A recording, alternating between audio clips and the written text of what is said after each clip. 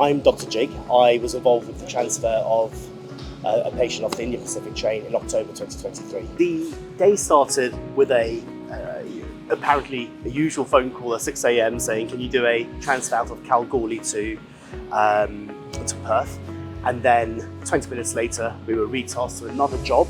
And 10 minutes after that, the phone went again, and it was a case of actually, we need to go to Rawlina. There's a unconscious patient on the train with pulmonary edema. If you can imagine, the train is behind me.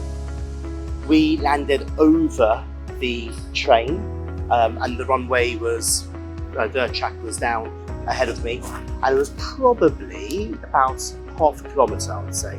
We're used to arriving at a hospital or an ambulance coming to us with a patient. Of course, in this instance, we've landed at a train station in a remote town. There's no hospital, no nursing post, no ambulance. There was a ute that arrived to meet us.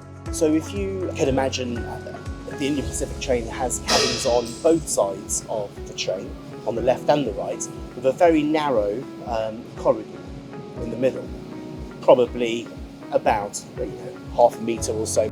He was a good sort of 10 metres into the cabin. And so we had to think about how we're going to get him out of the cabin and down the corridor and off the train. The train has a few steps to navigate as well. The train had a roll-up mattress which very neatly fits in that corridor. And essentially we had two people inside the cabin lifting the gentleman off his bed, standing him up. There were two of us on the outside who essentially caught him through the door. We lowered him onto this red mattress, and then we essentially pulled him down the corridor, and he has no recollection of this, and brought him to Kalgoorlie, by which point he was looking a lot brighter. I dropped in to see, to get an update, and was pleasantly surprised to see him in the high dependency unit, completely alert, conscious.